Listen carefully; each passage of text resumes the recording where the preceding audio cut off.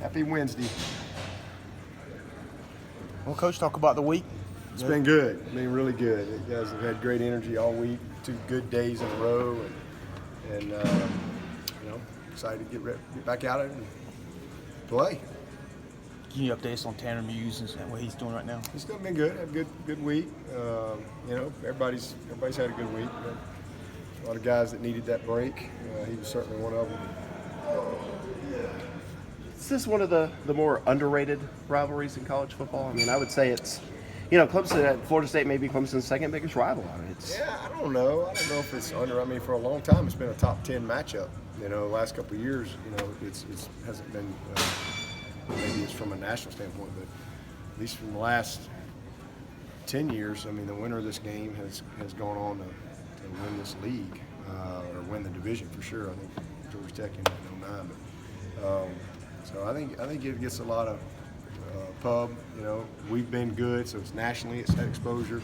Or Florida State was really good, and so for whatever reason, I think the game has been big and relevant for a long time. That from a division standpoint, we're not really worried about the national stuff. This game is our next goal is try to win this division. And this is the most talented team we've played, easily across the board, and getting better. Probably should be 5-0, and so we got a big challenge. It's Clemson, Florida State. Both teams are, they're all big, but this is one of them. Like I said, it's got a little. There's always a little extra juice in there, and so we're excited about the challenge. What is it different about Kimber Browse's approach to the running game this year versus what they had last year? last year? A little more downhill. A little more counter, split lead zone, some split zone, but just a little more downhill. Last year they were a little more east-west, at least when we played them, and that's probably the biggest difference. You think the offensive line, and I guess specifically Jackson and Simpson, are eager to get back out there in a ton for? I mean, they've played great all year. I mean, they just had a lot of penalties, dead ball penalties. You ain't even got the snap. And so, that was the biggest disappointment. We did a lot of good things in the OL. We did not protect well at running back. That was probably the biggest disappointment protection-wise. But our procedure penalties just hard to have any type of rhythm, and it was disappointing because we prepared all week, for the stem in and the move in. Our defense does that all week. You see it every day. Our defense, and we just, for whatever reason, we just kind of, it was just one of them days. It was one guy here, one guy there, and it was the tight end.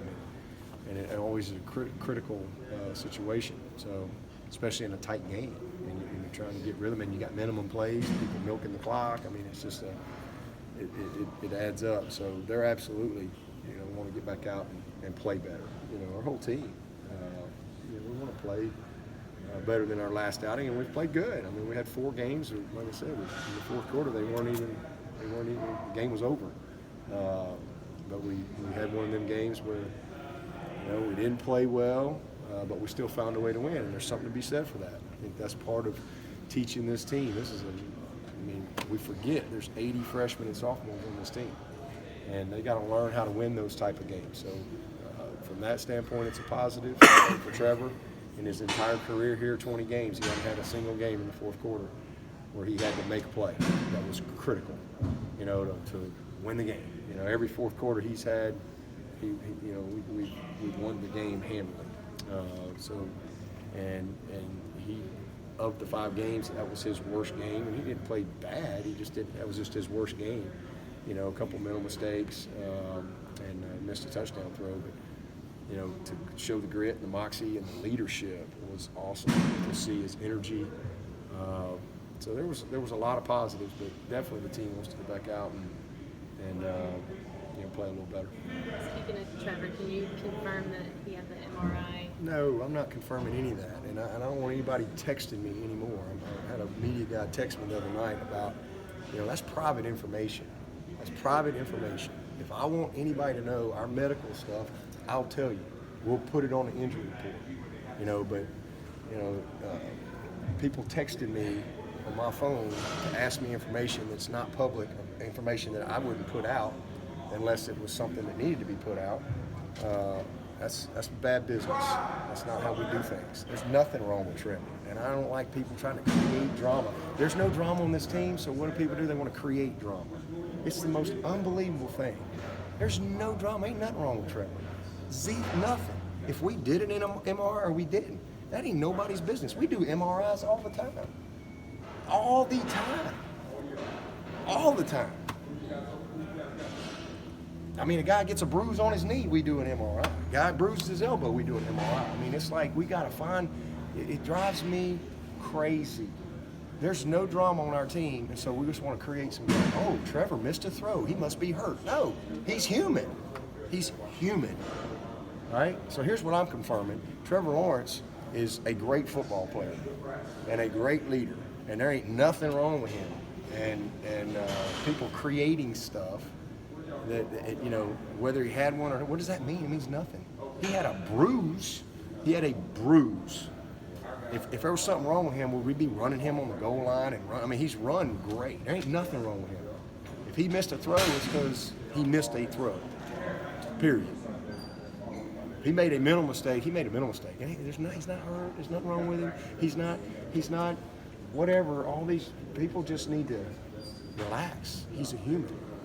And he's met every expectation. We're 5-0, and he's done a great job.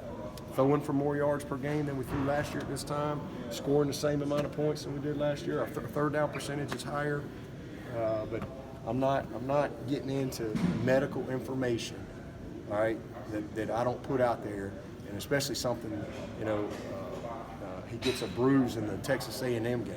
Ain't nothing wrong with him. Nothing. Zero. Had his best game at Syracuse. Played a great game up there. Ain't nothing wrong with him.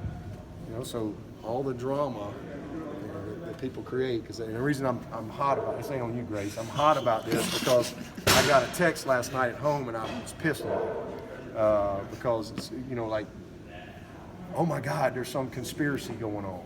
You know, no, I tell y'all the truth. I'm trying to be transparent and honest. If there's something wrong with it, I would let people know. You know, there's nothing wrong with him. Zero. Nothing. So people need to get over themselves and quit creating drama when there is none. Zero. Drives me crazy. And that's just, you know, I've been mad about it since last night. We told Chris not to ask, but she did. Yeah.